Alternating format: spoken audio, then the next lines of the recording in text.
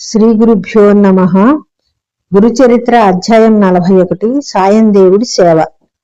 శ్రీ గురువులు గణగాపురానికి వచ్చారన్నటువంటి సంగతి విని సాయం దేవుడు వచ్చి శ్రీ గురువుకి నమస్కరించి అతని పాదాల మీద పడి ఎంతో ప్రస్తుతిస్తూ ఉంటాడు.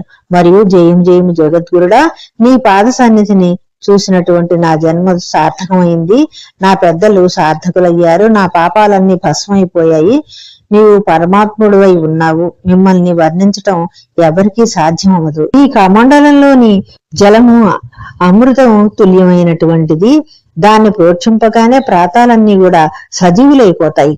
నిజ భక్తులను రక్షించటానికై నీవు చెయ్యి ఎంత దండాన్ని ధరించావు, గొంతునందు రుద్రాక్షమాలు వేసుకున్నావు, భస్మాన్ని రాసుకుని ఉన్నావు. వ్యాఘ్రచీనమే నీ ఆసనం. నీవు భక్తాభిమానుడు. అందరి ఇష్టాలని నువ్వు నెరవేరుస్తావు. నీ మహిమలు ఎంతో అపారమైనవి. ఈ రీతిగా సాయం దేవుడు ఆనందాసురులను విడుస్తూ శ్రీ గురువులను స్తుతిస్తాడు, నమస్కరిస్తాడు. అప్పుడు శ్రీ గురువు సంతోష వికసితులై అతని తలపై తమ చేతిని ఉంచి, నువ్వు పరమభక్తుడివి. నీవు వంశ పరంపరంగా మా సేవ చేస్తావు. తొందరగా సంగమ స్నానానికి వెళ్లి అశ్వత్థ సేవ ముగించుకొని రా, మనం భోంచేద్దాం అంటాడు. సాయం దేవుడు గురు మాట విని సంగమంలో స్నానం చేసి వస్తారు. శ్రీ గురువుకు భిక్ష వేస్తారు. శ్రీ గురువు శిష్య సమేతంగా భోజనం చేసిన తర్వాత సాయం దేవుణ్ణి అడుగుతారు కదా, నువ్వు ఇప్పుడు ఎక్కడ ఉంటున్నావు, నీ భార్యాపుత్రులు ఎక్కడున్నారు, నీ క్షేమ సమాచారాలేంటి అని కుశల ప్రశ్నలు అడుగుతారు. గురుడా, తమ దయచేత మేము క్షేమంగా ఉన్నాము, ఉత్తర కంచిలో ఉంటున్నాము. తమ్ముళ్లపైన కుమారులపైన సంసార భారాన్ని ఉంచేసి మీ సన్నిధిలో నేను కాలం గడపాలని చెప్పేసి వచ్చాను అని చెప్తారు. శ్రీ గురు హాస్యవదనంతో, మా సేవ బహు కష్టమైనటువంటిది. మేము ఒకప్పుడు ఊరందు ఉంటాము, మరొకప్పుడు అడవిలో ఉంటాము. నువ్వు మా దగ్గర ఎలా ఉంటావు అని అడుగుతాడు. సాయం దేవుడు, గురుడా, నేను మీకు శరణాగతుడినై ఉన్నప్పుడు గురుభక్తుడికి కష్టం ఉంటుందా?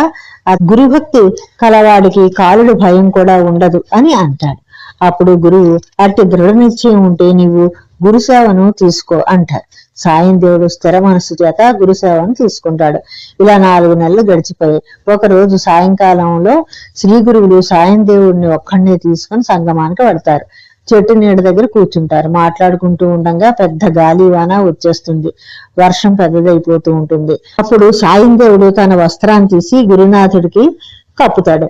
వర్షం నిలబడగా చల్లటి గాలి వీస్తూ ఉంటుంది. అప్పుడు గురువు అతని మనసును పరీక్షించాలనుకొని, సాయం దేవ, ఇప్పుడు చాలా చలి వేస్తోంది, నువ్వు మఠానికి వెళ్ళి మంట తీసుకొని రా, అయితే పోయి వచ్చేటప్పుడు 2 దిక్కులు చూడకు అని చెప్పారు. గురువు ఆజ్ఞ తీసుకొని సాయం దేవుడు తీవ్రంగా గురువుని ధ్యానిస్తూ వెళ్తూ ఉంటాడు. అంధకారంలో దారి కనపడకుండా ఉంటుంది. మెరుపురు సహాయం చేత అనగాపురం పొలిమేరకు వస్తాడు. తర్వాత మఠ ద్వారపాలకునికి అంతా చెబుతాడు.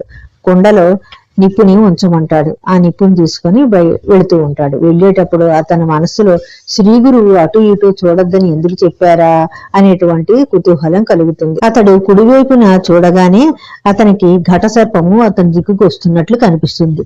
అప్పుడు అతడు గాబరాగా ఎడమవైపు చూడగానే అక్కడ కూడా ఘటక సర్పము ఉంటుంది. సాయం దేవుడు బెదిరి దారి తప్పి పరిగెడుతూ ఉంటాడు. ఘట సర్పాలు 2 బెంబేలెత్తిస్తాయి. శ్రీ గురువుని ధ్యానిస్తూ సంగమానికి వస్తూ ఉంటాడు.